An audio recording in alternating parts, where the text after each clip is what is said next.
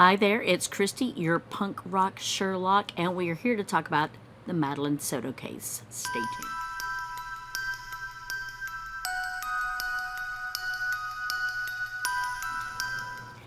So I will be the first to admit I didn't really know a lot about this case, and boy, wow, this might be one of the dumbest criminals ever. First time I ever saw a picture of Stephan Stern, he just reeks douchebag. He just does. He looks like somebody that would be sleeping on the couch of a friend or in his mom's basement. Definitely reeks of creeper dude. But we'll get into him in a minute. If you haven't already, please click on the subscribe button. Click on the little bell to get notified. Thumbs up would mean a lot to me. If you don't like the video, shut your damn mouth. Anyway, let's get started. She was supposed to be dropped off at school, didn't make it to school. Didn't make it to school. I went to pick her up from school today, and she never came out. They announced it over the speaker, and I'm just like, maybe she walked here, because sometimes she'll walk here to this office. I came here, nothing. I went back to the school, they were closed. I got a notice, an email from the school saying she was absent, but I also messaged her teacher, and he looked at her entire attendance today and saw that she was completely not at school today either. Okay. So she never made it. Okay, what's her name? Madeline. Madeline. Madeline. Last name? Soto. Soto. S. I heard everyone getting ready around, I'm gonna say 7:30, 8 o'clock. And was it just Steph? Who else lives here? I have roommates. Okay. I have Angelica Negro, who's one roommate, and then Natalie Rosero. Okay. And you just heard all of them, or did you hear anyone in specific? No, I just heard, if anything, Stephan came and woke me up accidentally because he was trying to let the dog out. And the dog gets really nervous sometimes. So I was trying to help him with that, get him on his leash. But he got him situated and took him for a walk. Okay. Did you hear around 7 or 8? I heard noises in the kitchen, but I'm not sure, Not sure who it was exactly. Who it was exactly, yeah. Gotcha. It could have been any of the roommates. But you didn't see her leave Monday morning. Were you still in bed or still in your room? I was still asleep, yeah. Gotcha. So, Madeline Soto just turns 13, has her birthday party on February 25th, which is a Sunday. She goes missing the very next day, never shows up to school, even though Stephan dropped her off just around the corner. We'll get into that in just a moment. So, Jenn Soto has had this on-again, off-again relationship with Stephan Stern for 7 years. Yeah. And I hate to say it, but when you see videos of Jen, she looks super needy. Super needy. Not that there's anything wrong with that, but I see now why those two came together. Both needy. He needs a place to stay. She needs someone to be there because she's got anxiety issues. And evidently, she goes on to say that Madeline does too. So she's taking meds, and evidently Madeline is taking meds too for anxiety and sleep issues. So what are they so anxious about? How does a 13-year-old have this many anxiety and sleep issues? Curious about that. We need to find out more about that. And I've heard nothing about the bio dad, but I have heard about a future, like a past husband that Jennifer had, also named Stephen, not Stephan, Stephen, who had a child, and they, the two kids got along pretty well, but, the anxiety issues, the mental issues Jen has kind of got in the way, it sounds, so they divorced. Jen claims that she and Stephan, not the husband, but Stephan Stern, broke up because he was just a messy guy. Just a real messy person. Well, again, they're on again, off again. She had the birthday party. Jen couldn't be there at the birthday party because she had to work. Oh, Well, why didn't you plan it on a day when you weren't working? Okay, and maybe she worked Saturday and Sunday. Maybe that's it. Okay, fine. But she wasn't there. But Stephan was, because evidently Stephan real close with both of them, and we'll find out a little bit too close. All right, what at the birthday party at all? Claims she saw Madeline later that night when she got home from work around 11. But then that conflicts with something else she had said, that she had texted them around 11. So I'm not even sure if she was even home at 11 p.m. And we'll find some phone records that will kind of conflict this. So Jennifer, she allowed Stephan to sleep with Madeline in a bed together because she claimed, I'm starting this new job and I really need to get a good rest, a good night's sleep. I mean, if you've got insomnia issues, I get that. They're living in a 4-bedroom apartment, 4 bedrooms, one for Jenn. Jenn has 2 roommates and a guest room that Stephan is staying in. Maddie has a makeshift bedroom that is downstairs, and it sounds like Jennifer's bedroom is downstairs as well. But Maddie doesn't like to sleep in that room. So she'll either sleep with Jennifer or she'll stay in the bed with Stephan. Now, in some interviews, Jenn says, that was very rare that would happen. Then she would turn around and in a different interview say that, it happened less than 10 times. And then in an interview said she was all right with it. So this girl is changing her tune a lot. And as somebody that needs a good night's sleep, I get that. But, I don't know. So like I said, that's how the house sounds like it was set up. It sounds like Jennifer's bedroom was on the lower floor. And Maddie's also on the lower floor. And the other 3 bedrooms sound like they were upstairs, with the guest bedroom included. Now, when asked about their sex life, Jennifer says she was on meds and it really affected her sex drive. And if you've got anxiety and depression issues, that's common. She said she didn't have much of a sex life with Stephan, even going on to say that she hadn't had sex with him at all in the last 6 months. If you've not had sex with your boyfriend or girlfriend in the last 6 months, unless it's a really good relationship, they're getting it from somewhere else. You need to be a little suspect about that. She said that their sex was very vanilla. But he wanted to have anal and she wanted no part of it. That screams to me. I've never had anybody that was like, oh my God, I just really, really want to have anal. I had one boyfriend that did, and I was like, no, that's an exit only. No, we're not. Ugh, yuck. No, we're not doing that. So, we'll get down to the timeline. But before we do that, they found on his cell phones and on hard drives that they'd found thousands of images of minors engaged in sexual activity. On his phone, he had looked up this drug, sevoflurane. I'm butchering the name, I'm sure. It's used for surgeries, and it's only the kind that can be administered IV. So they're not sure what he was looking that up for. But he would also look up show up in drug test. Creepy. Kind of creepy there. So you're already expecting someone to do a blood search. Anyway, thousands of images on his cell phone and his computer. He would go on to prompt Madeline for sex years ago. This has been going on for years. For sex acts by promising more cartoons. If you do this, I'll let you see more cartoons. She's 13 now. She would have been like 6 when they started dating. 6. Ugh, gross. So, that anesthetic was found in Stephan Stern's search history. And when they finally confronted Jenn, they showed her images that she would deny, didn't recognize.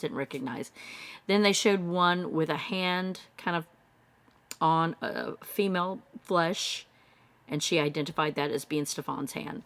She showed a picture of Stephan's penis, and she ID'd that that was his penis. All right, I'm getting ahead of myself. Let's go back in time. Here's how it starts. So according to phone records, Jenn, at 11:39 p.m., sent texts to Stephan. One says, make sure she goes to bed right now. Well, that doesn't sound like she's in the house. Why would you text someone if you were in the same house telling them to go to bed? He responds, okay, sweetie, good night. She responds, good night. He says she's built her nest and she's settling in. She says, okay, good. So that makes it sound like they're at home alone and Jenn is not there. They also pulled records from Madeline's phone. She had a health app on her phone. So, that one that tracks your steps and stuff. So she finds on there, the cops find, that at 11:19 p.m., 31 steps and 1 floor climb. It's amazing what these apps can do. All right. So basically that kind of tracks with her going to bed, going up to the next floor to go to bed. 7:05 a.m., 113 steps. 7:15, 50 steps. No more steps until 10:55 a.m., 8 steps. And that's when Stephan allegedly got back to the residence because allegedly both he and Madeline had forgotten their phones at home. What teenager do you know of leaves their phone anywhere? That's the first thing that they have with them. It is glued to them.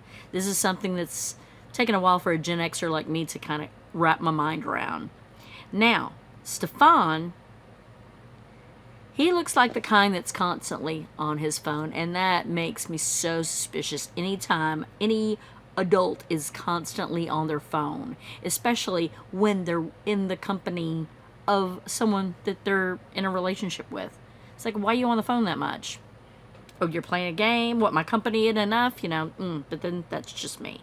So, again, 7:05, 7:15, were those steps actually Madeline's? Or was that him carrying the phone around the apartment? Okay, so supposedly no one really saw her awake in that morning. None of the roommates, the mom didn't see her, only Stephan, allegedly. Okay, and she's got this friend that would text her every morning. Every morning she'd get a text from Madeline, but that morning she didn't get one. And one of the roommates, got home around 2:30 in the morning and said that she heard the sound, which sounded like someone putting something on a table, but that would have had been loud for her to have heard it in another room, through 2 doors, across the hall, which again, that makes me think all those bedrooms were upstairs. Okay. Same roommate said she saw Stephan around 10:30 in the morning, going up and down the stairs, leaving the apartment, 10:30 in the morning. And said also that he was washing clothes, which she has never seen him do. Again, Jenn broke up with him because he's a messy person. Okay. So, timeline. 7:30, 8 o'clock, allegedly, Jenn hears people getting up, getting ready. She's got 2 female roommates, so she's not sure who's moving around at that time. Stephan comes in the bedroom at some point, kind of waking her up accidentally, getting the leash, gonna take the dog for a walk, because the dog is nervous. It seems like everybody in that freaking house is nervous. Takes the dog out for a walk. That is significant, because I've seen some video footage or stills that show a leash that is tied on the passenger's side of the car, of his car. It looks like his car. I don't know if they're alluding to that maybe tied around her neck to keep her upright to appear to be in the car. Anyway, but the cops found video footage of Stephan at 7:35 a.m. discarding items in a dumpster at the apartment complex, including her backpack, which had her school-issued laptop and a crock in the dumpster. Only one crock. They found the other crock in Jennifer's bedroom, the white Crocs. White Crocs that he alludes that she was wearing at the time he dropped her off at school. Well, we know that's a lie, because we found them. She was not wearing them. Woke up around 7:15, somewhere around there, which is an early start for us, but we had talked about getting McDonald's breakfast beforehand, so we wanted to make good time. We did make good time. We got out the door maybe 7:30ish, 7:45ish, maybe. Got over to that area. She was asleep in the car most of the time, just snoozing until we got there. We got to McDonald's. We're close to McDonald's. I said, "You still want it?" She wasn't interested in the McDonald's anymore, so we continued on. And so I think you had said the previous night, you and Stephan had agreed that he was going to get and take her in the morning? Okay. And they were going to stop at McDonald's and get breakfast, but she changed her mind last minute and did not want McDonald's. Okay. When'd you find that out? When did I find that out? When Stephan called me around 10:18 in the morning, I had stepped out to go get blood work done.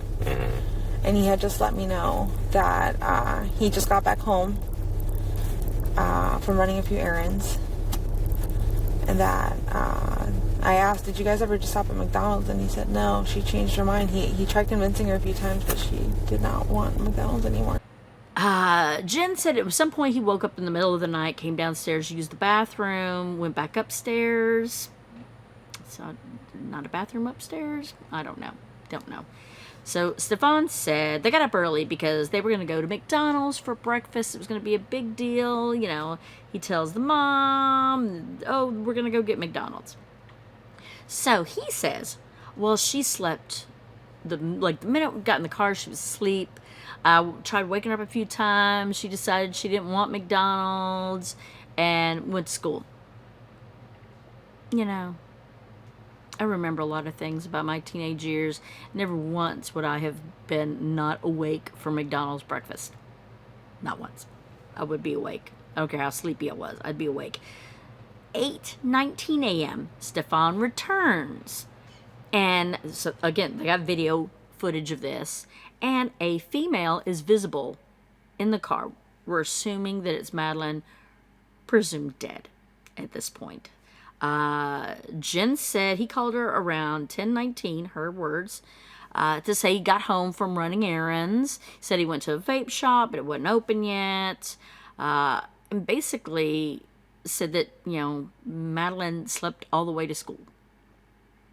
Which, I can see teenagers doing that. But that would also say, if somebody looks slumped over, they're asleep, not dead. He said, she gets back, she wakes up around 9, and he gets back. They're sitting around, just chilling. He's sitting at the computer chair, and he's fiddling with his phone, talking about how he's going to update it. And, oops, he accidentally reset his phone, because we all do that. That's something common. So, she gets up at 9, Jenn does, leaves to go to the doctor, gets back around 11 a.m., 11:30. They're shooting the shit. He's talking about how he's going to go to a few gaming shops, but he'd be back in time to go pick up Maddie with her. Okay?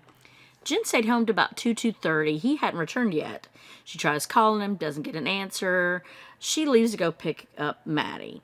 At this, about 10 minutes later, he calls her to say he's sorry, he'd forgotten, left the phone at home again. He got a flat tire and the tire was shredded. Okay. In one day, you leave your phone home twice? Twice. And your phone, honestly, thank God that tire got shredded, or we may still not have found her body. Thank God it was shredded, and a witness saw and said the guy was acting all, crazy, as one does when they're trying to hide a body. But thought he was frazzled because, the tire and the car wasn't working. Anyway, so Stephan's father I think it was the father, Stephan's father. I don't know if it's Jennifer. I think Stephan's father got them a hotel room. So Stephan, I mean, he's asleep. This guy has murdered somebody, and he can fall asleep just like that. She goes in. Jennifer goes into the bathroom, does her night prep. By the time she comes out, he's dead asleep. So, whoa, the girl that you think is of as your own daughter is missing and you can sleep that easily. Wow. Okay. Wow.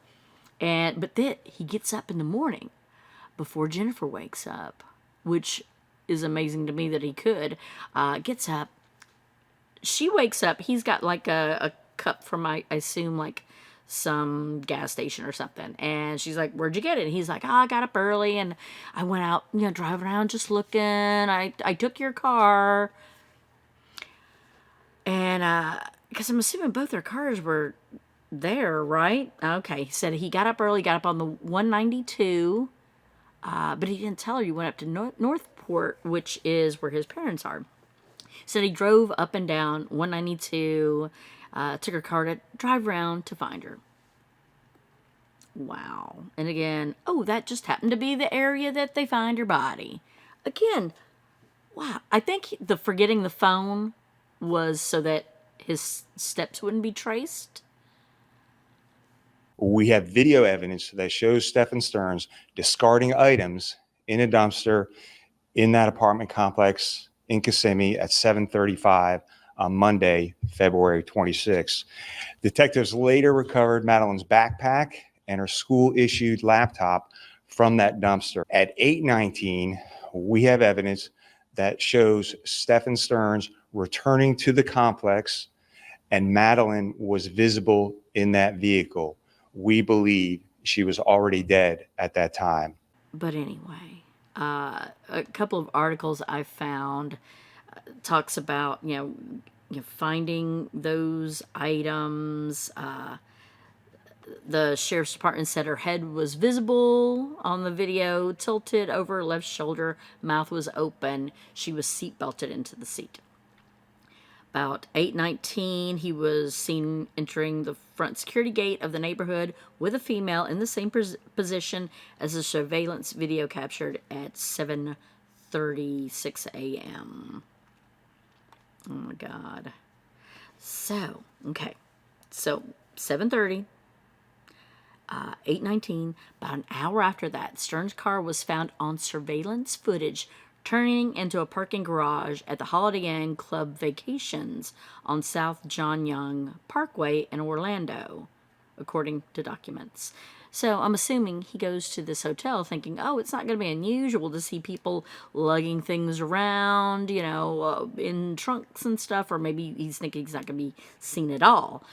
Okay, he drove up to the top level of the parking garage, again, I'm assuming to not be seen, and got out of his car around 9:42. A man matching Stern's description was seen allegedly opening the trunk, walking to the passenger seat, opening the door, and carrying what appeared to be a limp female body to the trunk of the vehicle. Okay, did somebody call the cops immediately? Because that would be kind of important to me. So, 7:44 a.m., he's seen driving away. So he goes up to this top floor of the parking garage so he can move the body from the passenger seat to the trunk to not be seen, which clearly he was seen. I guess he didn't realize hotels have a lot of cameras. Anyway, so documents from the Kissimmee Police Department reveal that Madeline's body was found inside a locked fence in area in the 5600 block of Hickory Tree Road on March 1st. This is the area where a witness told police they saw Stearns on the side of the road with a tire iron in his hand near his broke down vehicle around 10:20 p.m. So, on the 26th. So, the day that she goes missing. I'm just so intrigued.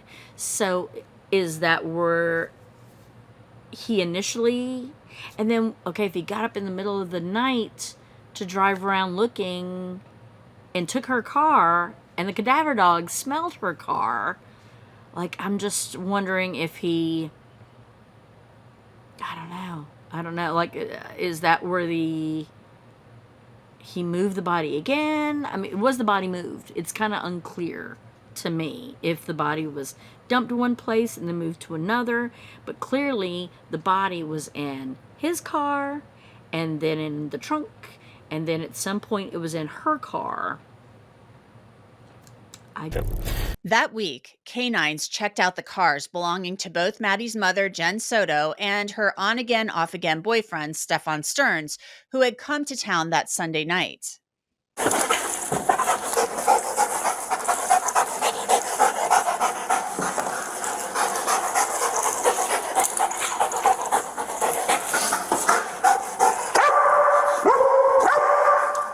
Just don't know. And wow, really close from where the body was found. Here he is changing a tire that got shredded.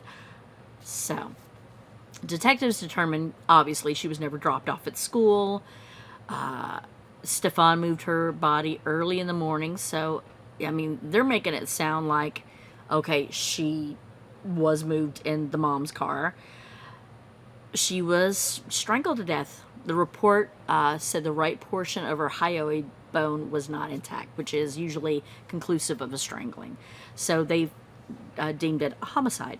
Socks. They found her, she was kind of like lumped over, or green hoodie over her head. The one side of her face and her hands were showing signs of decomposition. Her bottom of her socks were clean. So no shoes on, it sounds like. Were clean, so clearly she was carried, or they would be dirty from her walking around. So he had to have just thrown her over this fence, because it was still locked. All right? Yuck. Jenn, after finally being faced with all these images and I guess videos of him molesting her daughter, she calls him like a master liar, master manipulator. And he's going to face a possible death sentence, because this is Florida, buddy. All right. So, yeah. It's crazy. Stephan said he and Madeline left their phones, one crock. I think I've covered most of I that. was very vigilant for the first few years of how he would interact with her and what he would do, and I would question if anything was weird, but nothing ever was truly weird. I'm just like, okay.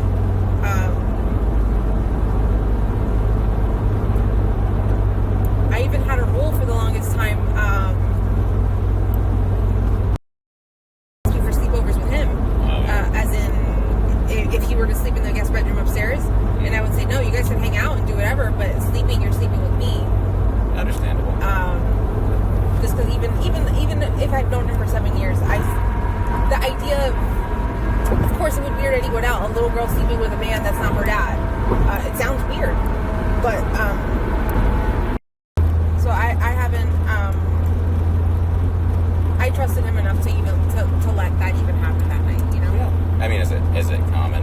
Because I know you said you would never let him in the past, but is it common to let her sleep up with him or let them spend a lot of time alone together?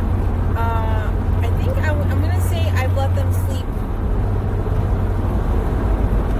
together less than what I can count on these two hands. Okay. Not much. But a lot of the times it was just the three of us sleeping together in my bed too.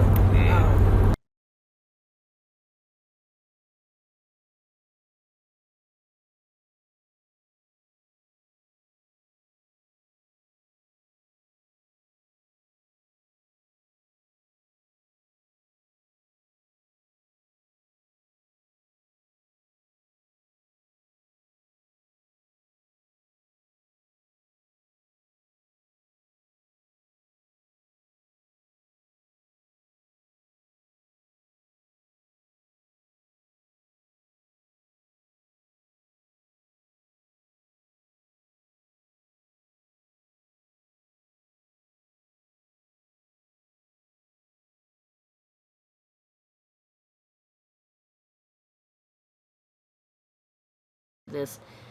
So, February 29th, the cops get Jenn, drive her to is going to be like I don't know if it's a press conference or they're going to interview some more or whatever, but during the ride, they ask about Maddie sleeping with Stephan. And she claims that she it's less than, she could still count on one hand, two hands, how many times, and this was before he was arrested. And other times, like I said, she said she wasn't sure how many times, but after being confronted with the pictures and everything, they asked, do you think Stephan killed her? She goes on to say, he's been grooming and abusing my child. So hours after they showed her pictures, that's got to wreck you, man, right? Again, did anyone else see her alive that morning? When did she die? Did she die that night when he puts her to bed? Does she wake up in the middle of the night? Maybe he's doing something weird, kills her then, kills her early morning.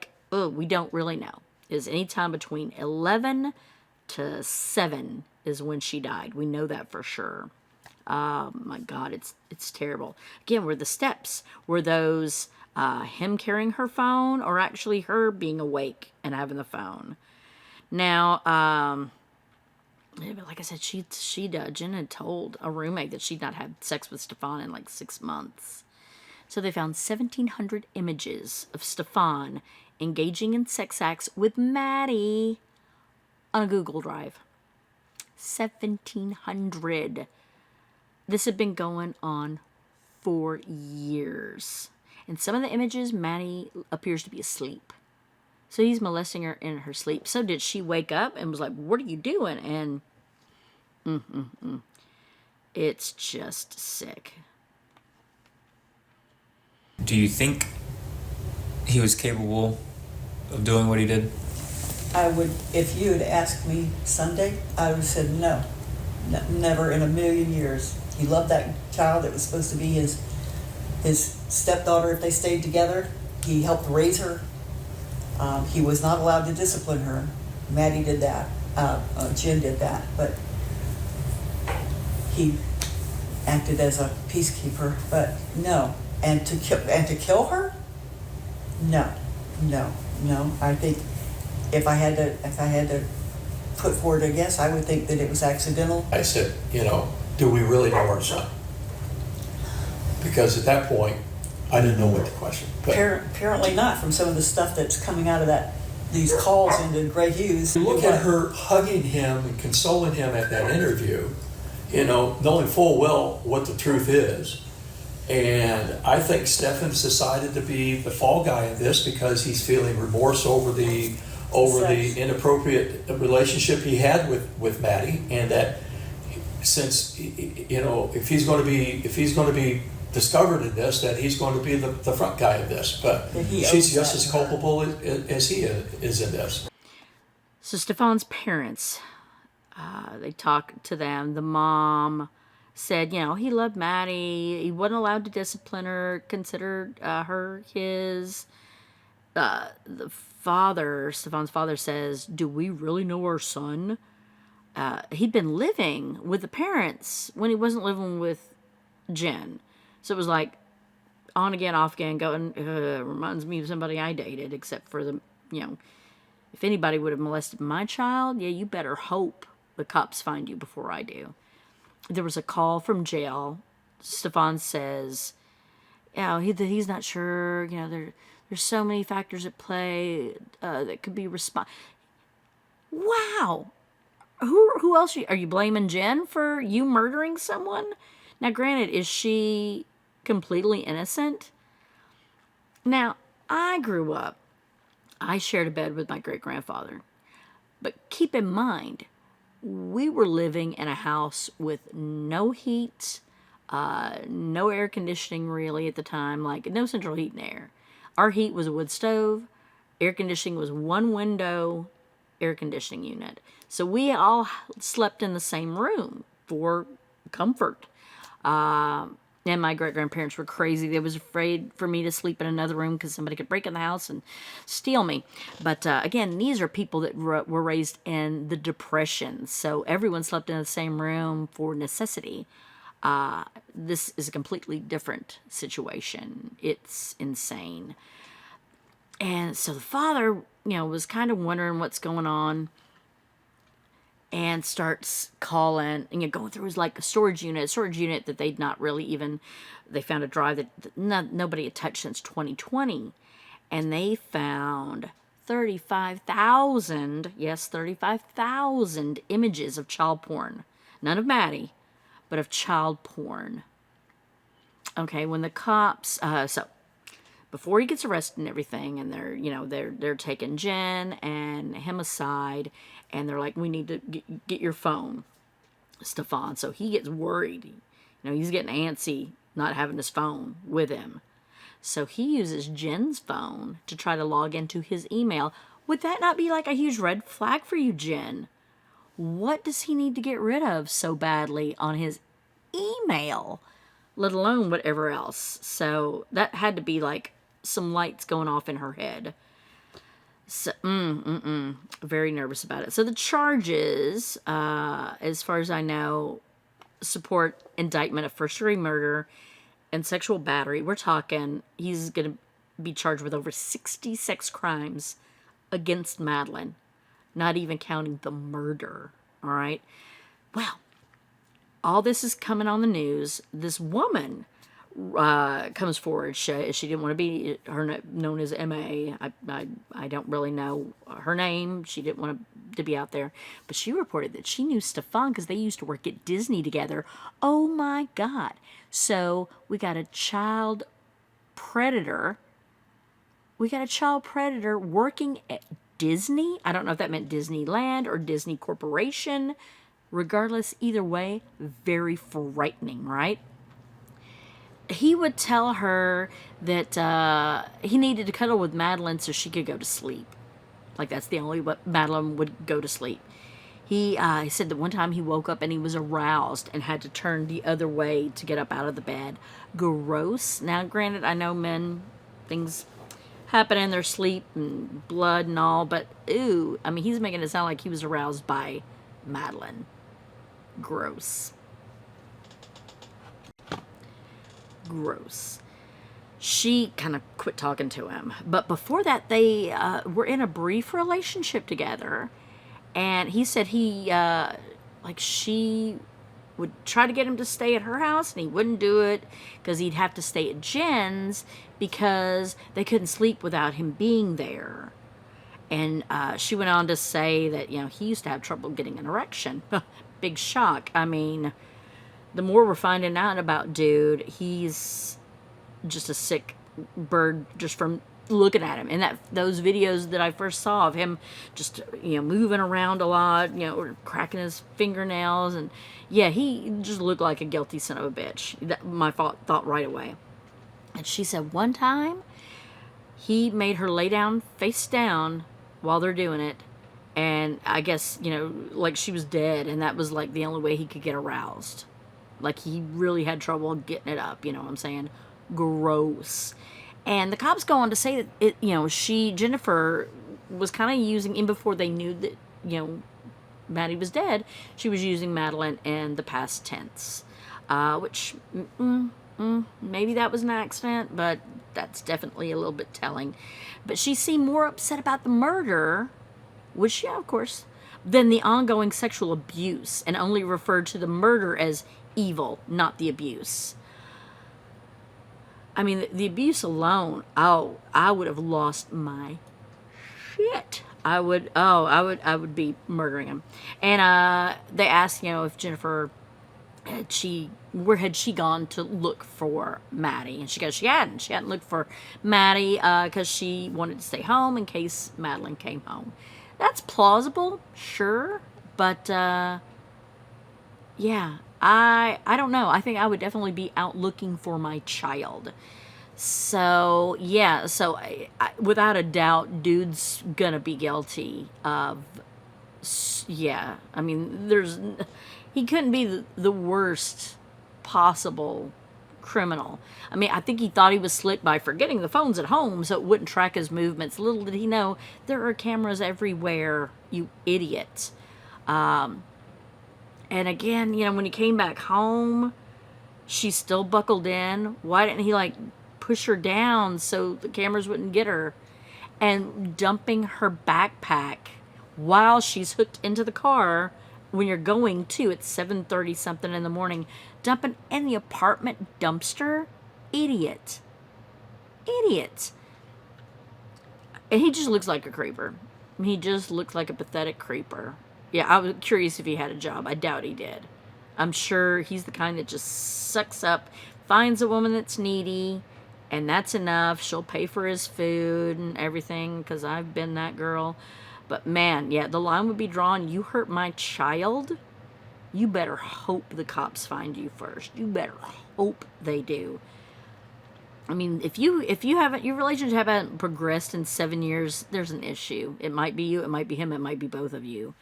But man, if your 13-year-old has anxiety issues and I mean, like the ex-husband even said that she had noticed that they'd noticed a change in Madeline, and chalked it up to, well, she's a teenager. But then when they think about it, she'd been acting weird even longer than that, when she was in elementary school. So let's hope they just douse Stephan Stern's in gasoline and just set him on fire. I have no sympathy for child predators. I have no sympathy for pedophiles whatsoever. I hope that they get the death penalty, because they deserve that. You've hurt a child, you have hurt them for the rest of their life. And you're a horrible human being, and you can't be fixed. Psychologists have done so much research and have determined that they just have messed up brains, and there's no amount of treatment that will fix a pedophile. They should just be exterminated, in my opinion, and by that, snip the balls, whatever you need to, or worse. But I'm not saying you should do that. I'm just saying it wouldn't hurt my heart if they did. Anyway, thank you for watching. If you've watched all that, I hope you've enjoyed this video. If you did, like I said, give it a thumbs up. If you didn't, shut your damn mouth. And thank you for watching.